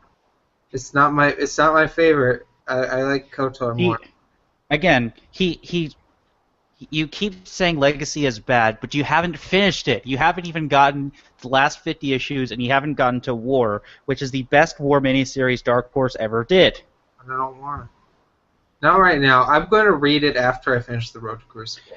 Anyway, back to what we're reading. After a 50-minute Legacy of the Force discussion. One more question. Darth Titus is sucks. Darth Titus is horrible. I do have. His daughter is still like a hostage of him. Mm-hmm. He hasn't told her yet, which I know it's in this book that he tells her that he's her father before she gets rescued. She's a hostage, and she kind of realizes this because, like it mentions like earlier in the book, like her mother's like, okay, if anyone ever takes you in like, and they're saying like you're protecting you in my place, there's like this special word, and she's like, and Alana's realized Jason hasn't used the special word. What do I do? And so there's like this panic. She has this childlike panic throughout the book of, well, like he's a friend and he's protecting me and he's a good person, but there's all this crazy stuff going on and I'm feeling all this death and what's happening. So I know that comes up later on in the book because I'd read it like 6 years ago, where she's like, finally she's like, dude, what's going on? And then he reveals to her that he's her father. So he kidnaps his own daughter, and to everyone else, she's a hostage. They don't realize that he actually kidnapped her for his own personal reasons because he's like, I'm going to kill her if the Hathens don't give me like everything they own. Yeah. Basically, you never really know if he would or wouldn't because you don't know what he isn't capable of or what he is capable of. Because he loves Alana, and that's very evident. But would he do it if it was a political? Would he do that if he would get the political advantage?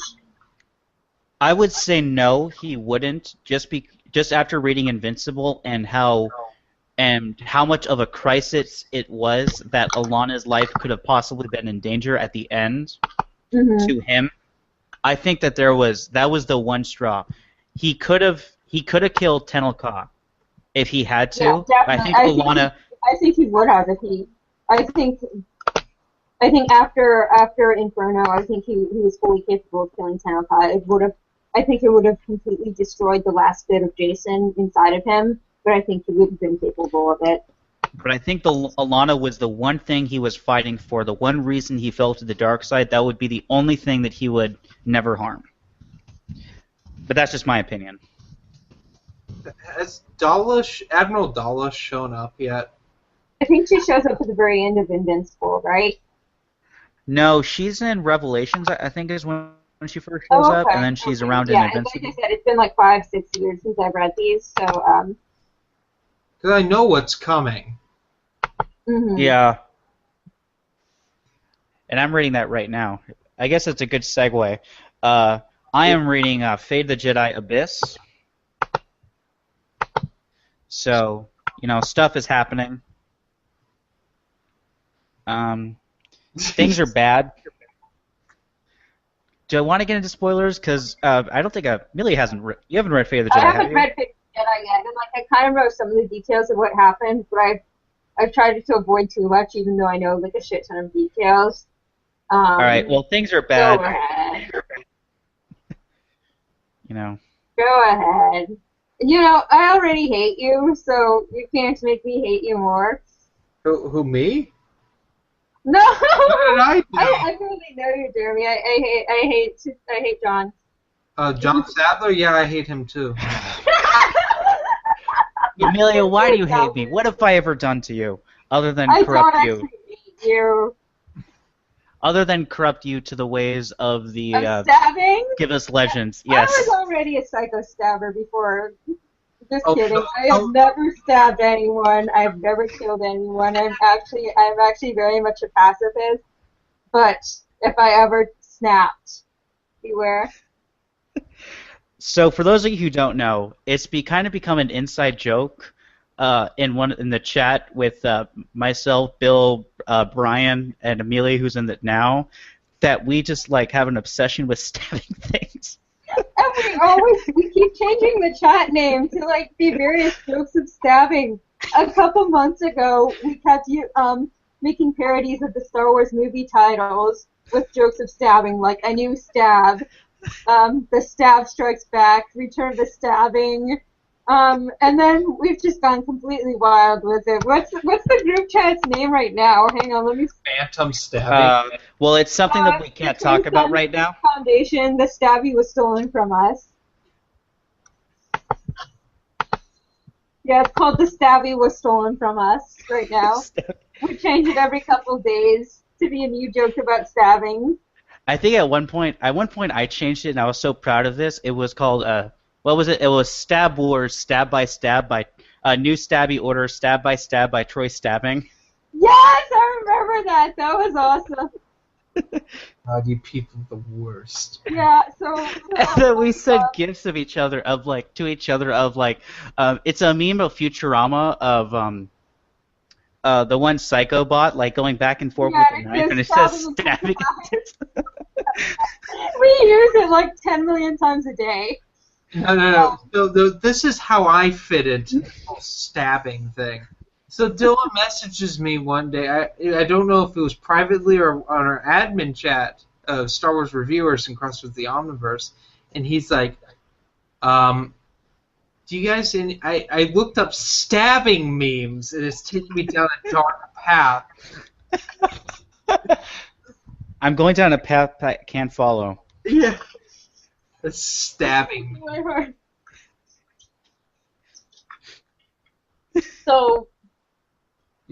So a couple months ago, I changed everyone's name in the group chat to be like a Star Wars character name, but most of them had like stabbing jokes in them. So there's like, are you Dylan? Are you Ben Stabwalker or are you Cade? No, I'm Cade Stabwalker. Bill is Ben Stabwalker.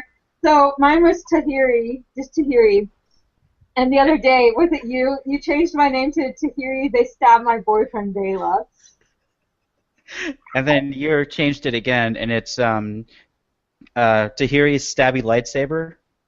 Tahiri's lightsaber of stabbing. Oh, Tahiri's lightsaber of stabbing. Yeah, one of our admins. I can't remember who it is, but one of them is Corin Badass Mother Cripper Horn. That's Bill. That's Brian. See, I've lost track of who is who because these are just the names that show up whenever they talk. Yeah, I'm easy to remember because I'm the only woman here. Story of my geek life. Oh wait, that's right. I'm not supposed to be able to talk to you. Whoops, that joke fell flat. No, we already. So yeah, all our names, like most of our names, have a stabbing joke in them. We make jokes about stabbing like every 2 seconds. Dylan, you learned how to talk to women last podcast when we had Reader on here. No, that was 2 podcasts ago, and Reader hardly ever talked on that podcast. That's true. She was overwhelmed. She's new to the EU, so she was a little overwhelmed by that. That and we had like approximately 12 million people on that podcast. Oh my god, I had way too many people on there. It was fun though. Yeah, I think for now on, the max we'll ever do is 5. Well, we'll try to keep it around 3 or 4. It wasn't bad. I could do another 10. We should have Alec on here again. Oh my God, We should no. have the entire stabbing admins involved in one of these. And have Alec in here so I could have a drinking buddy, even though he can't drink. So, Jeremy, what are you I can reading? drink in 3 weeks. I'm reading a couple things right now. Well, I'm listening to Aftermath of Life Debt and rethinking my life choices. Let's go home and rethink your life. I know you have several firearms in the house, but there is life is still good, worth living. Dark Path, There are wonderful things to live for. yeah, well, it's Like stabbing people. yeah, seriously. I'm reading the Marvel comics, the original Marvel comics. I'm on issue 17 of those. So I'm still in the first omnibus, big Marvel omnibus. And I'm reading Darth Bane: Path of Destruction. That's a really good book. It is. It's a lot more graphic than I thought it was. He bit off the dude's thumb.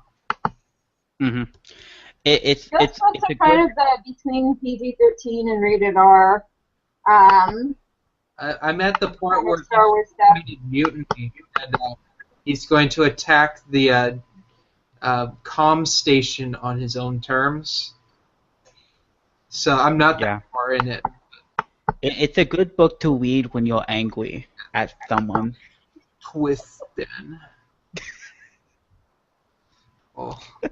Don't make me use force choke. Okay, so one time, like about a year or so ago, when a certain special person who will remain unnamed Darth Grosser is his name. Special is a word. was like, I'll give you a hint. Never mind. I'll just tell you guys who it was. He's like, I connect with Darth Bane because my father totally hates me, and this guy's like 13 or 14. He's like, my father hates me, and so like they connect with all that rage and emo, Sithness, kill everyone. It's like,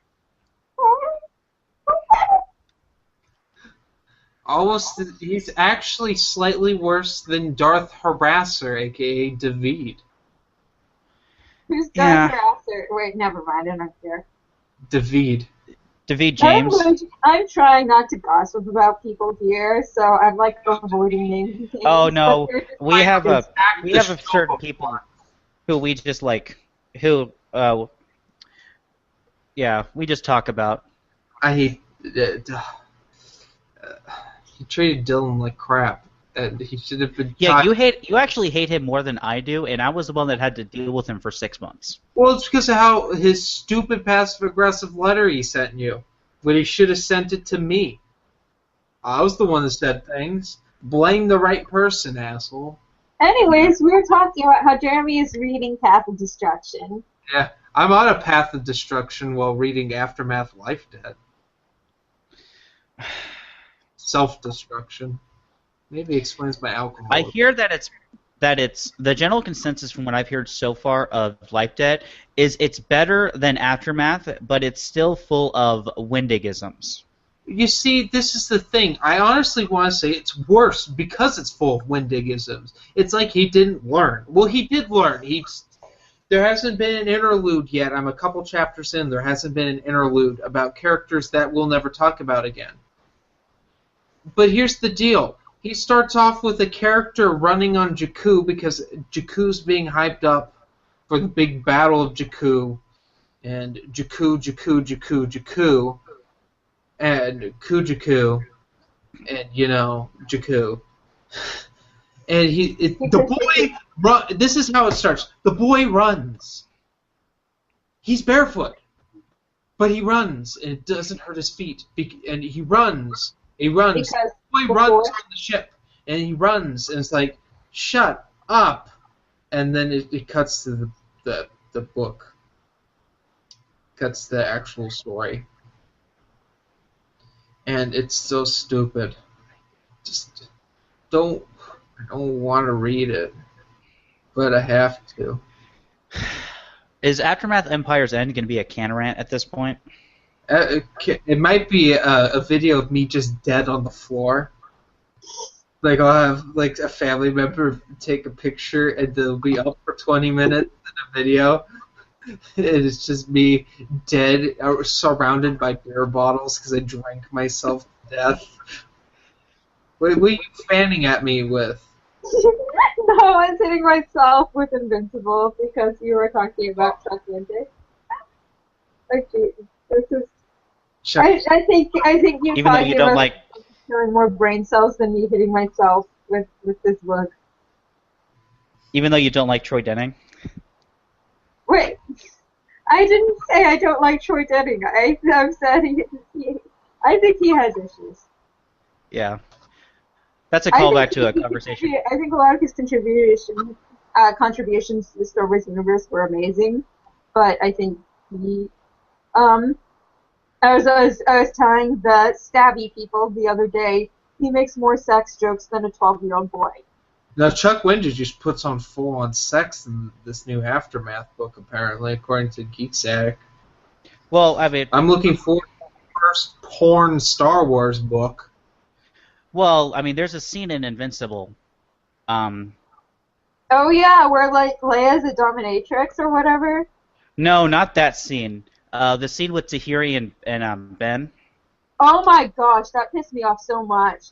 And like when I read it, I was like 15, so I didn't really like process how much it pissed me off until like later on when I was like 17. I was like, what?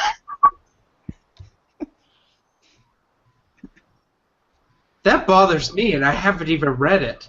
Well, she's like 30-something, and Ben's like fucking 14 years old.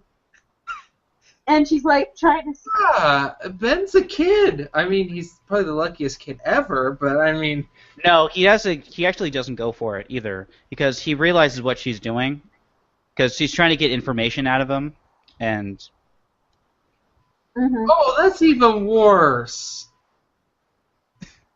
Oh, that So yeah, he's like 14 and she's like 30. No. And see, that's what made him rage quit, guys. That's what made him rage quit. No, what made him rage quit was something... He rage quit at that. I've been this disappointed since no one did that sent me that 9/11 video.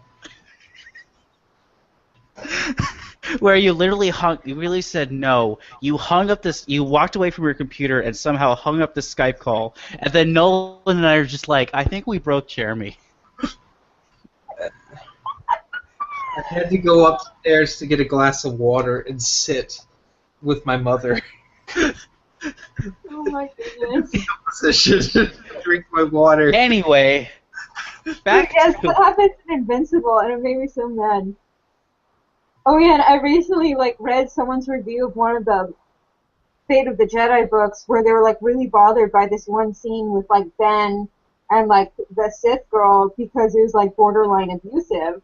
And I can't remember all the circumstances of it, but he was being like super controlling and like and they're like alternating between like flirting and like abusing each other, and it's like, what the fuck? They're like 16. Well, again, Ben has not had the most stable adolescent years, I should say. If you've read they were at war when he was born. In the worst war the galaxy's ever had. And then his nephew, his cousin made him like want to actually be, use the Force again. But, then has him go off and starts assassinating people and tortures someone in front of him to death. Yeah. Did he actually kill anyone? I can't remember. Yeah, he kills people. Which explains why Luke and Ben go off. Yeah, he's kind of... He kills people. He's had a bad life. Yeah. Ben probably has the absolute worst life of an EU character post-Jedi. Yeah, But anyways, this person was like ranting about how it was very abusive, and then like nobody talked about it. It was just like, okay, this happened, whatever. I mean, well, he is sleeping with the enemy. They Literally. turn her though. And then and then she like betrays them. Yeah. But Yeah. anyway, this is getting into real spoilers here. Yeah. Stop.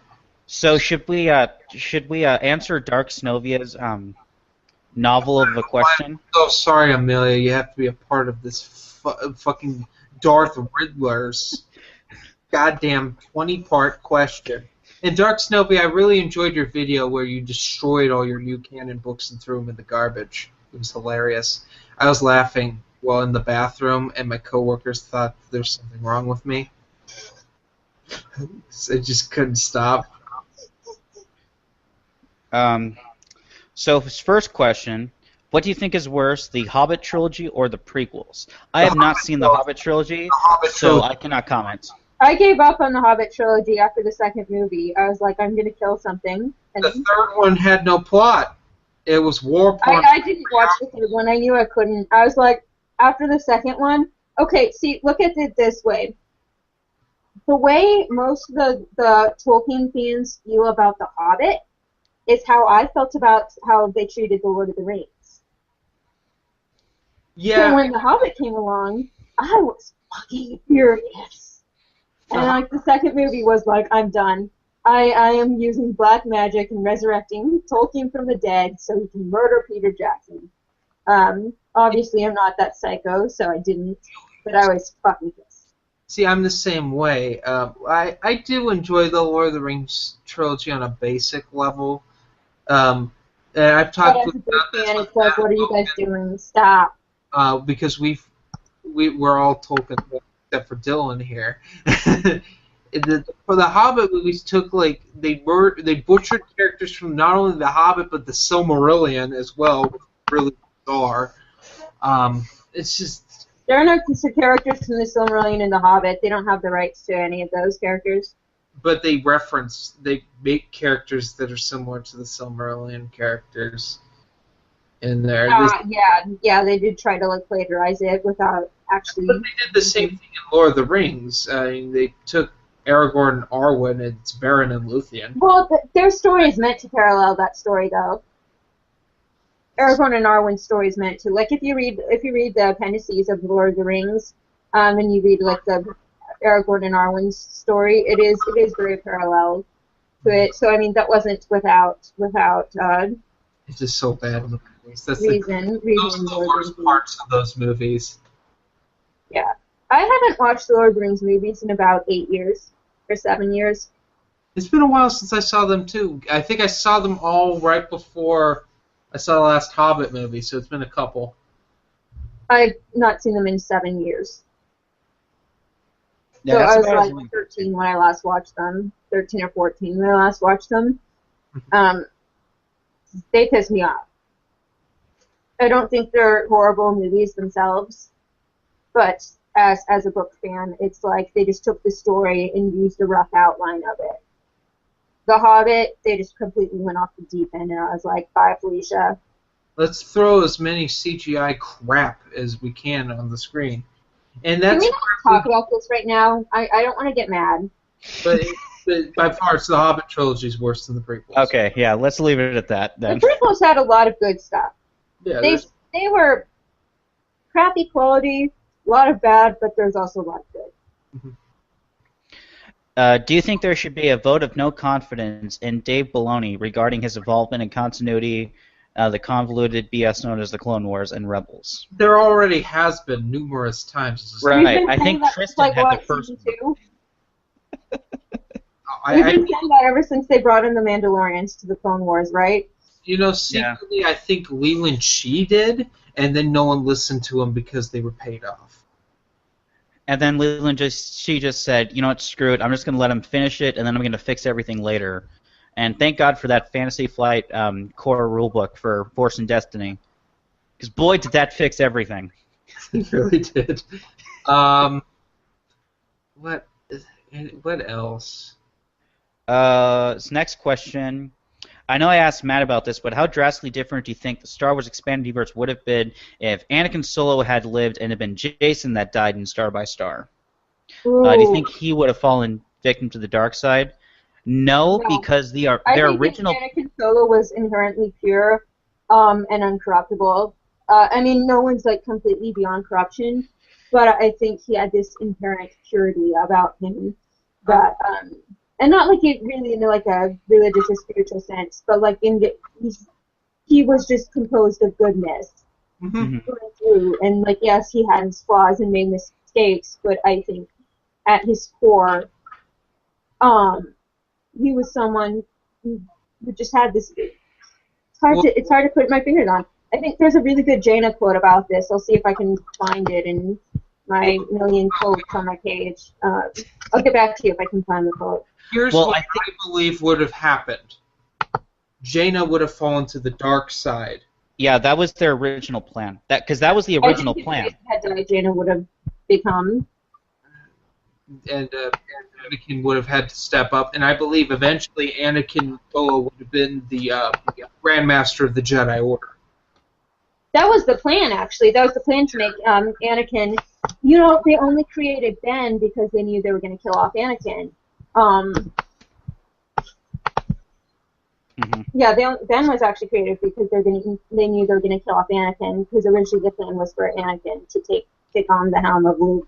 And once that became evident that they were killing off Anakin, they needed to have someone else do it. And so that's how Ben was conceived, figuratively and literally. Well, actually, let's not go into the whole literal sense. That's a whole different conversation. But anyway. Well, it's implied. It's not like in Tatooine Ghost when you literally have like a moment when like, yeah, that was probably when the Solo twins were conceived.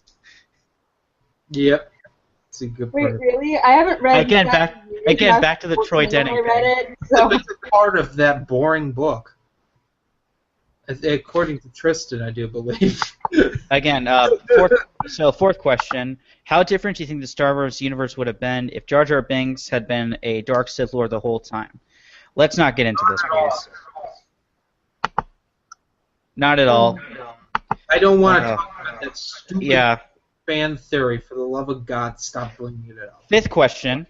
How would a Star Wars movie be like if Zack Snyder directed it? It would basically be 15 minutes of actual in time filming, but the slow motion that he would do would drag it out to about 2.5 hours. And daddy issues. Everyone would have daddy issues. And nothing would make sense, and people would have the same. People's moms would have the same names, so that way, like, when they were about to kill that person, they'd be like, "Why'd you say her name?" Blah. Sorry, Batman versus Superman. And, yeah. Oh my goodness, that movie! No. Alright, next question. If you had to read a book before you died, but only one, would you rather read Aftermath or Crystal Star? Crystal Star. Crystal Star. Yeah, that's easy. And then 7. There's some good stuff in the Crystal Star. I liked the family dynamic of like the Solos because they're like practically babies, but they're still badass. Yes, I like that. Thank you. I like how the Crystal Star is reminiscent of a book. I like how it was written by a literate person. Yeah. All right, you may not be answering this because it might be too much, but where's the stupidest moments in Clone Wars that just made you facepalm when you watched it? Oh Jesus! Anytime Zero the Hutt was on in an episode, every time Ahsoka did something, every time Ahsoka fucked up and ended up on top, was it cringeworthy? Oh God, let's see. It's been years since I watched the Clone Wars. I've got it. This is really picky and really stupid, but the scene with Kit Fisto when he goes to Grievous's lair when they think that's Dooku but it ends up being Grievous, there's a scene where Kit Fisto blinks. And where it's already been established that Nautolans do not have eyelids. Oh, that's right! It's the stupidest thing ever. It's the one thing of Clone remember Wars the that bothers me half-human, more than half-human kid? anything. Let's see. Remember that Twi'lek who had like half-human kids? Yes. It's like That's bad. that was already established that they can't reproduce together because it is biologically impossible. Just look at their anatomy. They're not even in a whatever. You just look at them and you know, incompatible. Incompatible. It doesn't work. It doesn't work. Let's see. The Hutt. I don't know. The one I remember is there's like this episode towards the end of the Clone Wars where like Ahsoka's leading these little kids on Ilum to get like the lightsaber crystals, and they're like 8 years old, and several of those kids sounded like they had a bad cold throughout the entire episode, and they just had the most annoying voices. I was like, what the fuck is happening? And so it's been a while since I've watched the Clone Wars, but I remember being like so annoyed throughout that episode. The absolute worst in that show is not Ahsoka, it's not Zero the Hutt, it's not Stinky, it's not. They're all terrible. It is a scene in the Mandalorian storyline where Obi-Wan straight up says, "I would have left the Jedi Order for you," to the Queen of the Mandalorians. Queen of the Mandalorians. That phrase itself is. And That's not how this works. That's not how any of this works. The guy from Death Watch, the leader of Death Watch, is like about to kill her, and Obi-Wan won't attack him because he loved her or something, which didn't make sense. And then Anakin comes up and stabs the dude in the back, and then Obi-Wan's like, "Oh, Anakin." Like that's okay. Anakin straight up. I think it's the Jen Strai who says this about the whole Satine thing, with especially knowing the backstory from the Jedi Princess series of Siri Tachi. That retcon turns Obi-Wan into a noble figure who gave up essentially his one chance at a love life for the Order, into a womanizer who's afraid to commit. That just having that one extra character, because it's the same exact storyline. They put it over and over. It's like, okay, here's Kenobi's other childhood love that he picked the Jedi Order over. Oh man, it's such a thing. I don't know. I didn't know that was a thing. Yeah. Oh, jeez. That's even worse. But yeah, he already had one of those. That always got me with that episode, and this is right around the time I think I stopped watching. Because I came back and I think I watched for a little bit because I'm like, what are the Mandalorians doing in this? Because this is before I read the Karen Traviss Republic Commando novels, so I didn't really... Because last time I heard from the Mandalorians was Jango Fett open seasons when the Jedi slaughtered all of them. Like, all of Jango's clan, and I'm like, oh. And then Jango takes out Death Watch, or cripples Death Watch. They fight, he fights that guy to the death. And I'm like, oh, I guess that's the end of the Mandalorians as a kid. Not really reading that part of the EU. But knowing that Anakin, because in this, can we stab the Clone Wars? Yes, we can. I will actually allow you to keep that joke going on. But the thing with it is, okay, Anakin's committed several atrocities at this point in the Clone Wars timeline. Starting, he slaughtered all the Tusken Raiders in Attack of the Clones. He choked that guy on Jabim. He almost killed the Shade Het. Oh wait, he also tried to bring up that Jedi who was dying. He tried to save her, but horribly murdered her. Mm-hmm. You see, the timeline's so fucked up at this point. And what he did to the Techno Union guy. Yeah, and the whole my powers have doubled since the last time we met, Count. And you mean 2 days ago? Yeah, seriously. He keeps fighting Count Dooku. It's like, you can't keep doing this. You see, Filoni's Clone Wars could have worked if they used Count Dooku's Sith acolytes that were established in the comics. That could have worked. And like, but I can't reference other people's material because I'm better. I mean, they brought Quinlan Voss, who was a big part of that Sith Acolyte storyline, and during the Republic comics, Quinlan Voss shows up, and he was actually one of them. But the thing is, like, oh yeah, he tortured Ventress and knocked her eye out.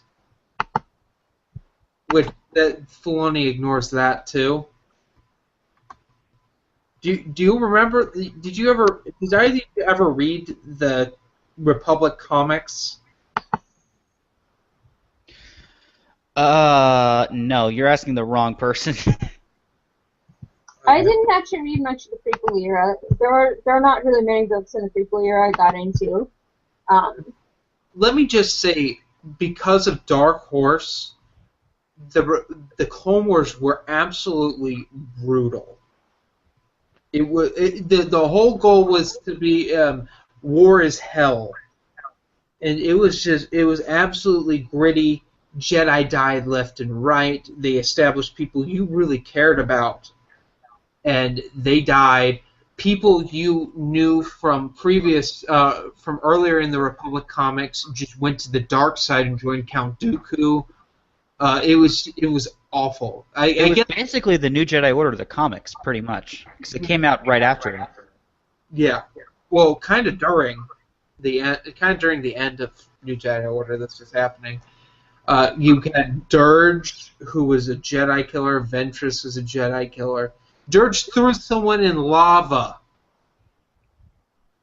Like, he legit picked a Jedi up over his head and slammed them into lava and let them melt. Oh yeah, also another Anakin atrocity, he threw Dirge into a sun. That happened. But that's what finally killed Dirge, I think this guy needs anger management classes. Who, Anakin? Wait, was this Anakin you were talking about? Sorry, I lost. Yeah. Anakin needs a lot more than just He needs to be locked away. I think he needs to take like yoga, and like drink lots of tea. I can't even. He just did horrible things. He did a lot of them because he thought Obi-Wan was dead. That's a storyline at one point on Jabim. Yeah. Oh yeah, it was just heinous. So. Yeah. We've been going for 2 hours and we still haven't talked about Vote. Do we have any more questions? No, that was the last one. Okay. Vote Jaina. Vote Jaina. Vote Jaina for Black Series. Yeah, it should come out. We actually should get the fan poll by the 18th, Monday, which right? is Monday. Mm-hmm. Yeah. I've been myself and someone was asking me about that earlier on my page. So yes, in answer to the question, that person's question, yeah, it will be released on StarWars.com on Monday. And according to most of the fan sites that released their list, their top 6 finalists. Jaina was on all of them, right? All the sites that was. Yeah, I actually have the numbers right here. Myself and some others. Brian Federer, shout out to you, and the who did a lot of the groundwork on this, as well as I forget his name, but someone in the Alliance who found a lot of these as well. We have, of the 19 places that had to vote, we have all but 3 of them. Or sorry, 18 places, we have all but 3 of them, so we have 15 of them. We compiled all of the list together, and we're tallying them 2 ways, either by number of appearances on the lists and weighted appearances. So the higher up in the list you are, the more points that you get. Going by the number of times that you're in the list, Jaina Solo is currently in the lead with 9 appearances. The next one is a tie between Hera, who they've announced is going to be a character anyway, so she's not going to make the final poll. Starkiller, Darth Talon, and Mara with 7. Lando is at 6, and then the next Gamorrean Guard is in 5, and it pretty much all drops off from there. with Rey, who they already have and Grievous, who they already have a figures for at 3, and Dengar's the next at 3. If you take a look at weighted list appearances, where you basically get 6 points for being the number 1 on a list, 5 for number 2, and so on and so on. This math Jaina is is in the brain. Jaina is at 47 at first. Starkiller is at I'm hearing 34. all these numbers. My brain's gonna explode. Please Mars just tell us. Please just use regular people language. Mars at 26, Talon's at 24, Hera's at 24. Again, she's not going to be in there. Gamorrean Guard and Royal Guard are both at Lando's at 21. Gamorrean Guard and the Imperial Royal Guard are both at 15. Basically, what all that means is, even with the 3 unknowns that we have, there is no mathematical way that Jaina, Starkiller, Mara, and Darth Talon shouldn't be in the final 6. Okay, so we're gonna establish a hashtag after this podcast. It's gonna be hashtag Jaina Solo for Black Series. So post that all on your pages and your personal social media, your Instagram, Snapchat, MySpace, Twitter. And the reason Jaina Solo for Black Series. And the reason of the 4 characters that we're going with Jaina is a few things. One, she is a badass motherfucker. Yes, but the big one is, with the EU characters, as many as we have, there's a possibility that if we don't promote one character, there'll be a split vote, and we'll eventually be canceling each other's votes out, and one of the non-expanded universe characters will win. Jaina Solo in the Alliance is the most popular character, as she won the March Madness poll this year. Not only that, but she has the Legacy of the Force film team promoting her, so we have another thing that we can milk to. I guess milk isn't the best word, but we can coordinate with. So, what? Reach out to. Yeah, reach out to and help and with this. And they've been pushing for a Jaina Solo figure as well. Well, can I interject here? There was a Jaina Solo figure a long time ago, and it's one of the most expensive action figures ever. Mm-hmm. Was it Black Series though, or wasn't that something else, the Japanese style one? Yeah, it was something else. Jaina. It was during the 30th anniversary. Mm-hmm. Because we have a whole bunch of, like, there was a Revan from that time and a Malak. Right. And again, part of the thing we have going for us is that the scalper market is going to be very heavily pushing the expanded universe characters because they fetch the most of all the action figures. So we have them. But the other expanded universe characters, Starkiller is immensely popular because of the video games. Mara is immensely popular because, we said in the front, she's one of Zahn's 2 most important favorite characters who are heavily featured. Talon's going to be big on there as well because non-EU fans are like Darth Talon. Yeah. And then Lando, who is high on the list, original trilogy collectors have been screaming that they wanted a Lando figure for years now. Royal Guard is, I guess, big, and Gamorrean Guard, the collector market has been wanted because he was a finalist last year, and they want the Gamorrean Guard so that they can do custom stuff with it. Mm-hmm. But yeah, you all should vote Jaina. We should just, all stab need a flashlight in honor. Stab a Sith Lord in honor of voting for Jaina. Well, I mean, she could leave Titus in half. But she did stab him at the beginning of the fight, so I guess it works. Yeah. Again, spoilers. This is our spoiler podcast. It is, and I'm having technical difficulties. I can't see either of you. My window went down, but I'm still on the call. And we're still live. And we're still live. I don't know if we can be not live. This is going to be the second Trainwreck podcast where you drop for some reason, and then I think that the call I drop, so I just have 2 minutes of dead air before I realize that I'm actually still on the air, and you dropped as I try to salvage and one-man the podcast. And then you come back, and then it just ends randomly. Dylan, can you send me a link? I'm serious. I can't get in. I don't know why. All right. My computer's being a pile of dog crap. This is really I sent it to you entertaining. in Skype. Oh man, what a train wreck. Why do we do this again? Why do we keep? Why are we? What is our life? Oh, I thank don't God. That ended me in. Oh my God. That was awful. Okay. All my windows. That was really entertaining because you were like freaking out, and we could totally see you and hear you just fine.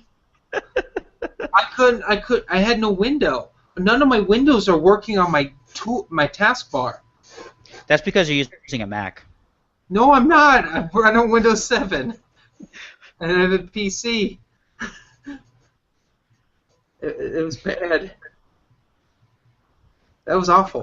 That was embarrassing. Anything else? Okay, guys. So, if you didn't learn anything else from this podcast, at least you learned hashtag Jaina Solo for Black Series. Yeah. Vote Jaina. Remember, And be calm. This isn't the end of the world just because Zahn's writing a book about Thrawn for the new canon. Yeah, and our goal about trying to get the old EU continued has not changed.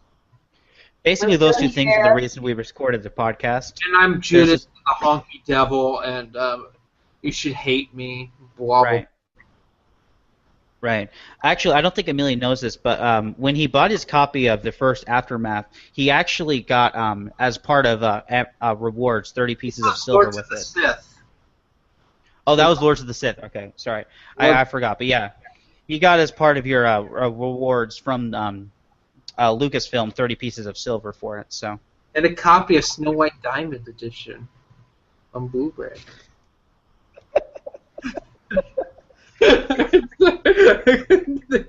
Okay, everyone. I think we should end this here, but yeah, vote for Jaina, stab a Sith Lord in honor.